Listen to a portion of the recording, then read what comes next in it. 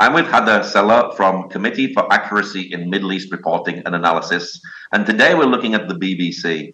And being a journalist can be a very dangerous job, but are the BBC reporting truth when journalists are killed?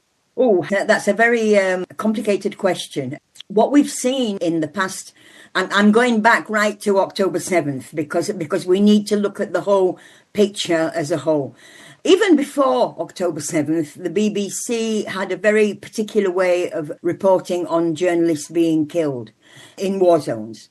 And, unfortunately, that's part of the job, first of all. I think it's important to clarify that if a journalist is going to go into a war zone, there is some element of danger involved.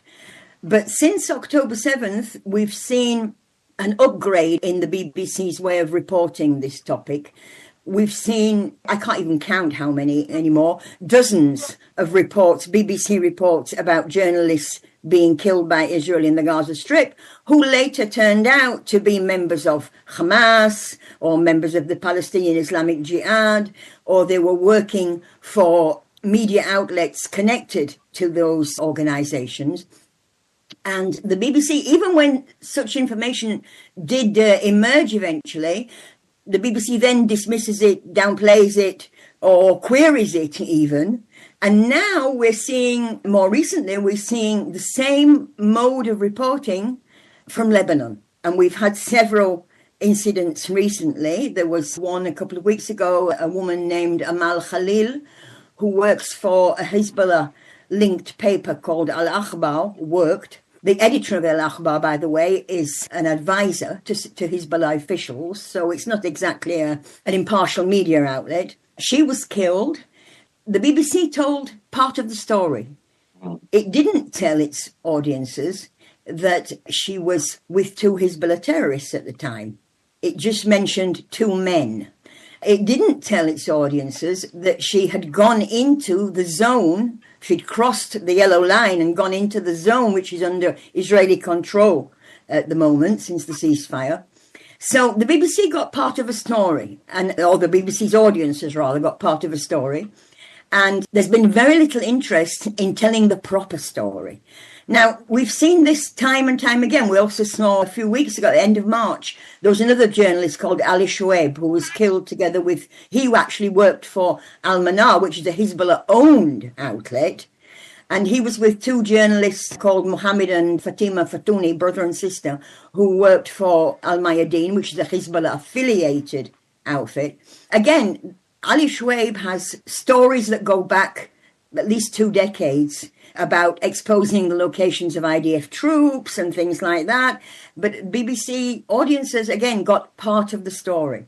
And the narrative that the BBC has been pushing since October 7th and even before is that Israel targets journalists. Now, there's a big difference between targeting and a journalist being killed in unfortunate circumstances because, as in the case of Amal Khalil, she happened to be in a car behind two Hezbollah terrorists. So there's a big difference between targeting and journalists who happen to get killed because of unfortunate situations in war zones.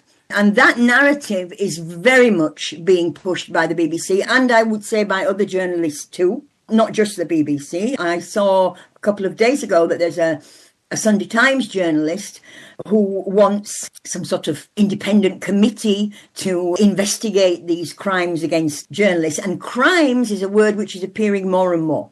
We're finding more and more appearance of the words war crimes or potential war crimes in BBC coverage of journalists who happen to get killed.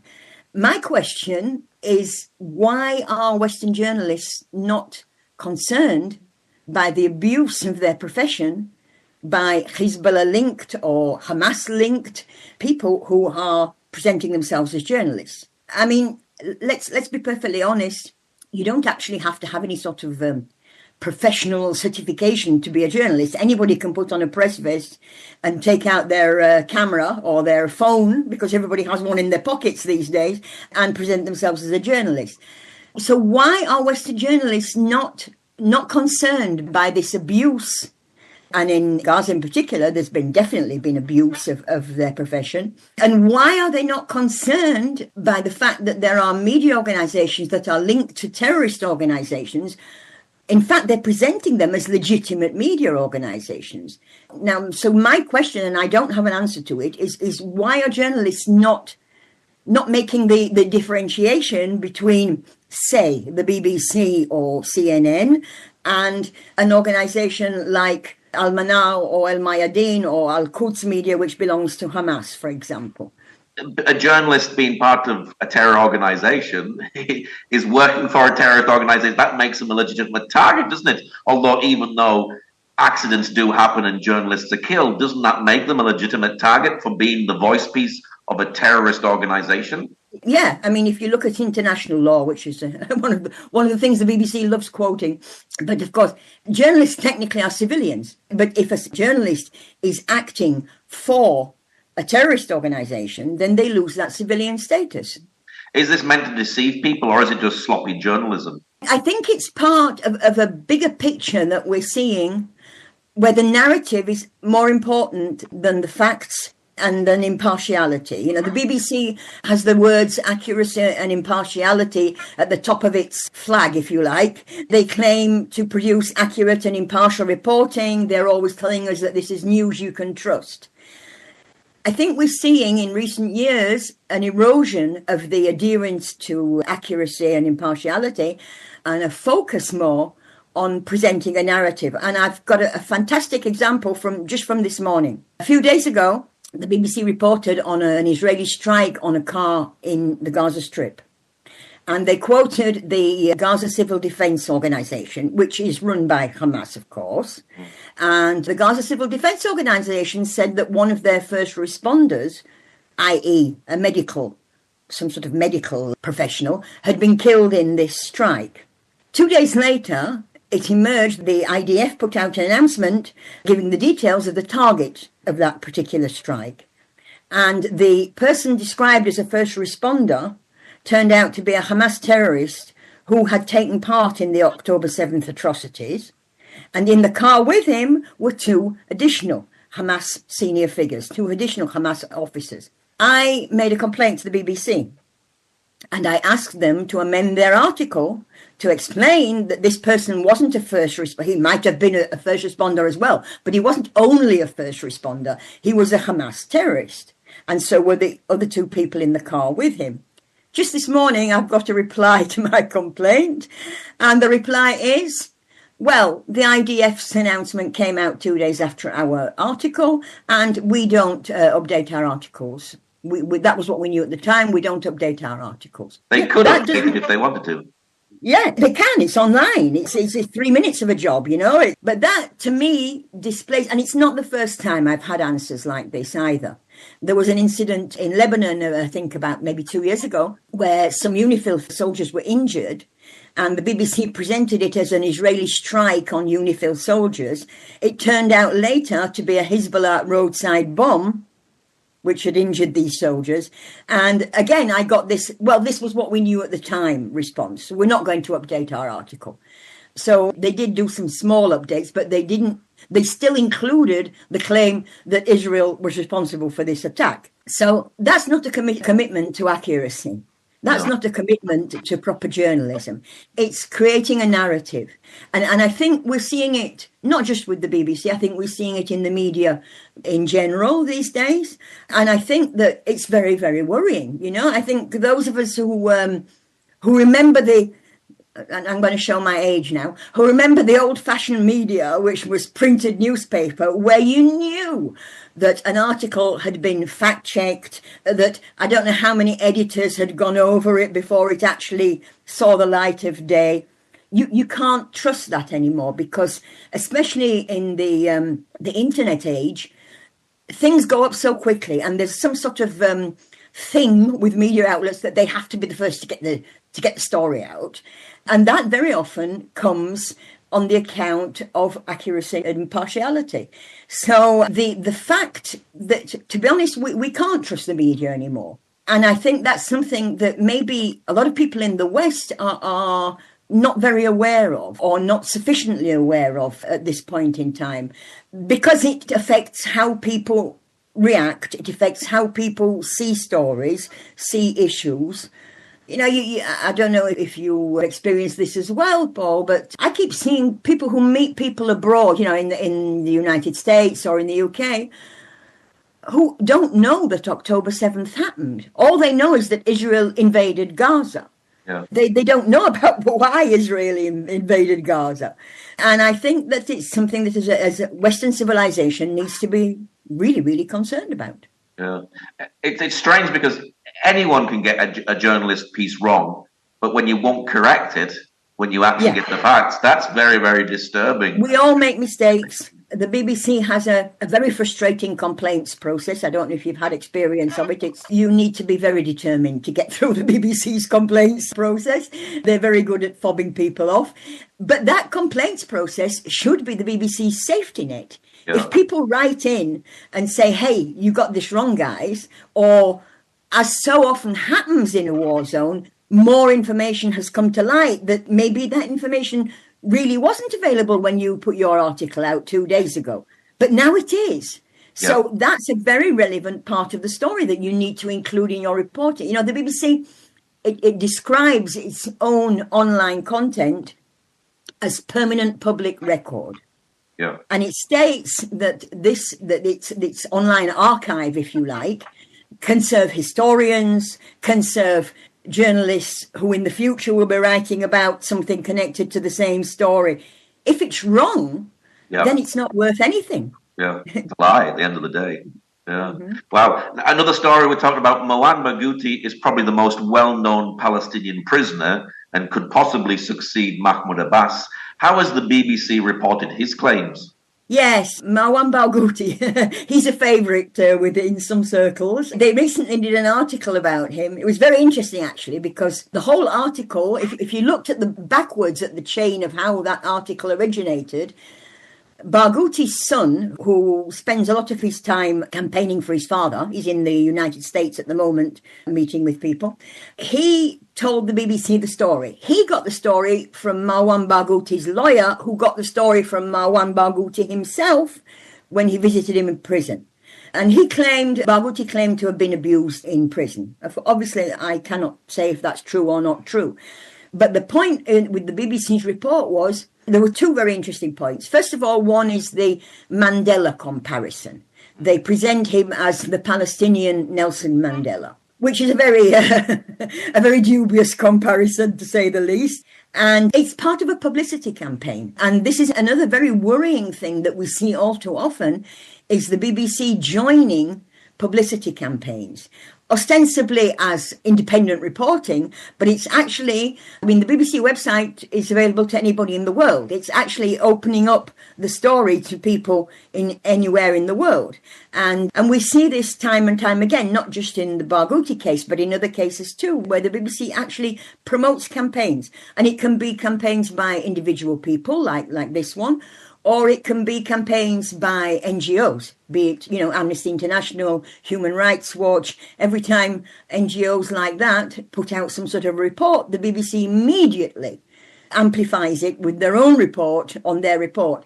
Sometimes it's almost word for word. It's what's known as churnalism, from the word churn. They just, churn out a press release, in actual fact. The recent BBC Barghouti article was actually interesting because 10 days after it was originally published, they made updates to the article, apparently because people had complained.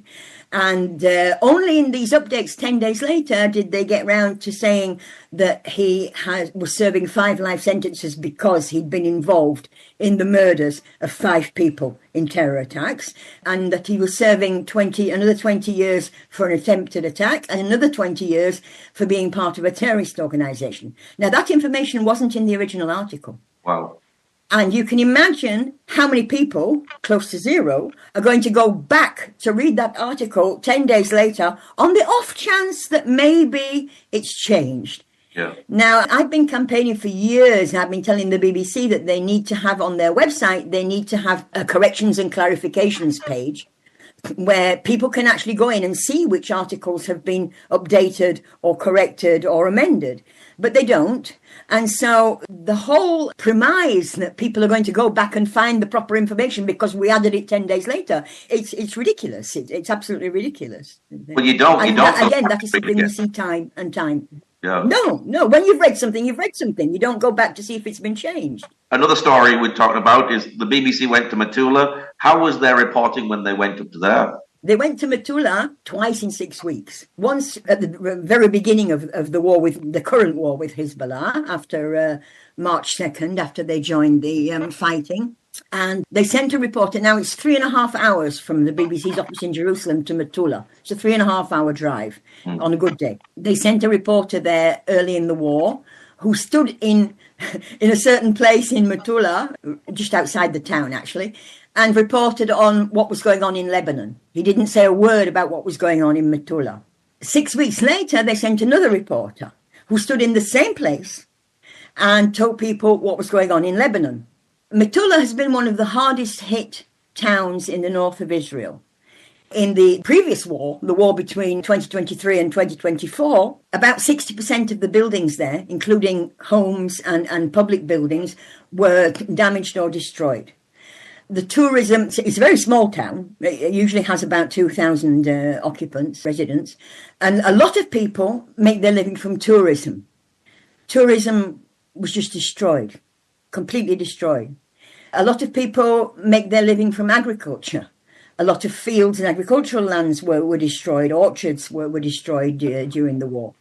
Only about after the people of Metula were evacuated during the first war with Hezbollah, only about 40% have returned.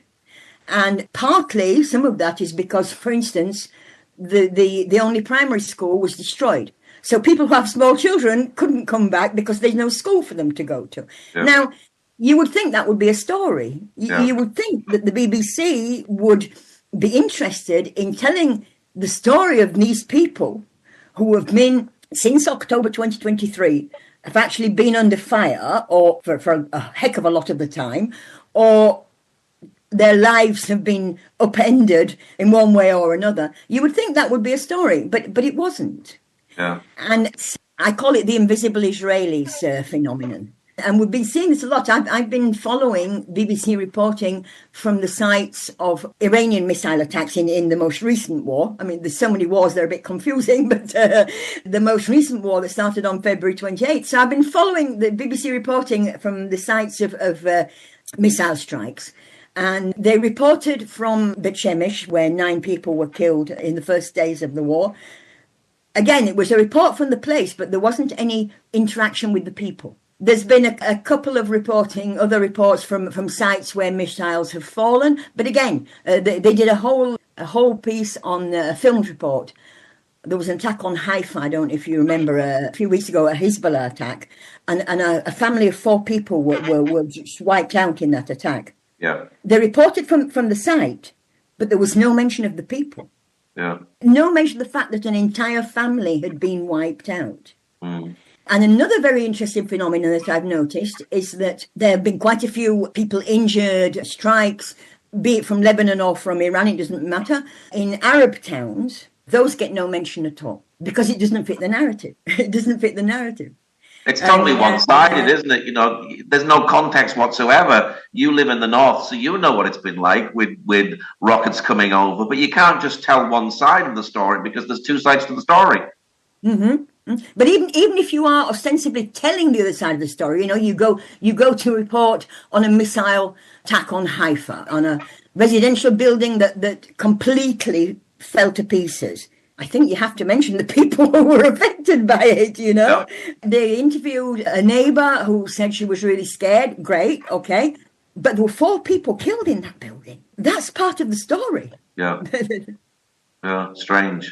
Now, does the BBC change depending on what language you speak? Yes. As you probably know, the BBC has foreign language broadcasts and websites and broadcasts in about 40, I think it's 42 or 43 languages. One of them is Arabic. That has a very big audience. I have 2 colleagues actually, who do the whole Arabic side of the media. We don't monitor things like Al Jazeera because it's a waste of time. You're not going to get them to correct anything. But we do monitor Western media outlets which report in Arabic, such as the BBC, Deutsche Welle also do it, CNN do it. BBC Arabic allows itself a lot more leeway than BBC in English. So you will find, for example, one of the things that my dear colleague is always having to get them to correct is that any town or city in Israel, they present as a settlement. And people have an idea, a settlement, according to people in the West, is illegal or place that's been established on occupied land, if you like. Presenting the kibbutzim around Gaza as settlements is inaccurate. That's Israeli land. You know, there is no. You can say that there could be an argument about Judea and Samaria. You can say that there could be an argument about the Golan Heights.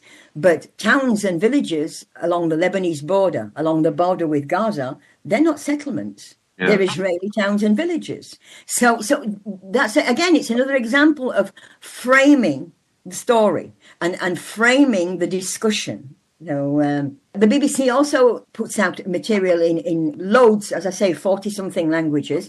One of them is Persian. I've seen a lot of criticism from Persian speakers of BBC Persian. They even call it BBC Ayatollah sometimes. And I don't know if you noticed, but the BBC's Lise Doucette has recently been in Iran, and she's reporting from Iran. At the bottom of her articles, there's this sort of footnote that says that she was allowed into Iran to report. Now, obviously, you don't go to report in Iran without the regime's permission. Yeah. This footnote says she was allowed into Iran to report on condition that her reports are not published on BBC Persian.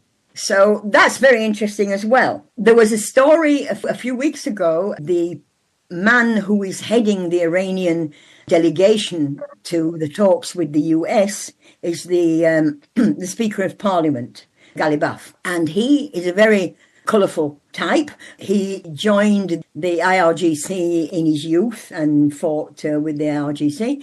He was mayor of Tehran for several years. And he was involved in a whole load of corruption cases, which were mostly silenced, but they were there. Interestingly, BBC audiences who speak Swahili, Turkish, Indonesian, and Hausa got that information. BBC audiences who speak English did not get that information. So again, there's a lack of sort of continuity, if you like, in what people are being told according to what language they speak. So that's a very interesting aspect of BBC coverage.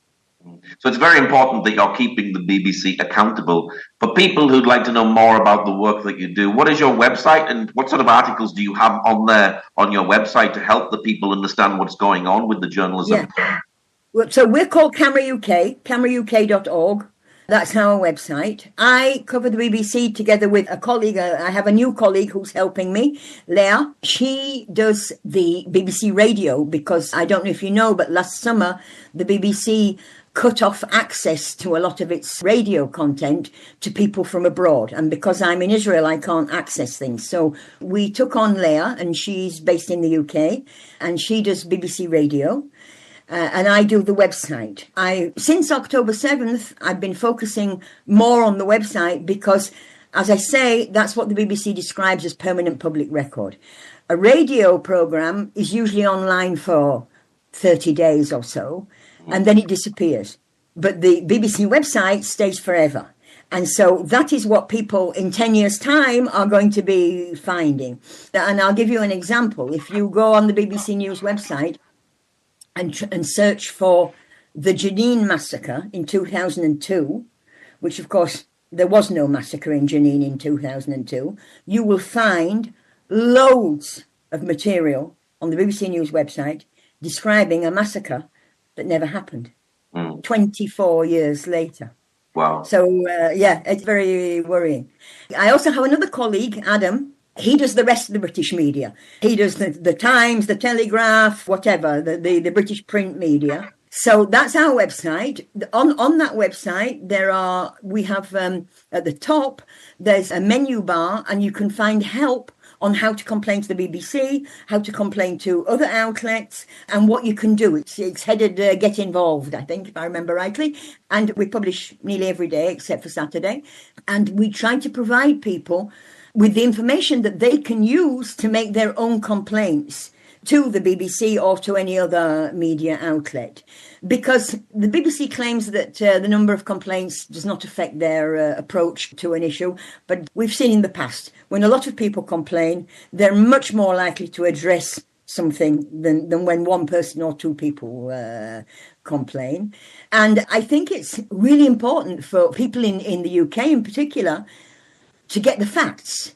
Because, here in Israel, everything is very open, too much sometimes, there are no secrets here and everybody knows everything, partly because it's a very small country and everybody knows everybody. And if you don't know somebody, you know their cousin. So, but people in the UK, first of all, there's so much news going on. I mean, there's just so much going on that it's very difficult to find time and to find the resources to get down to find the facts.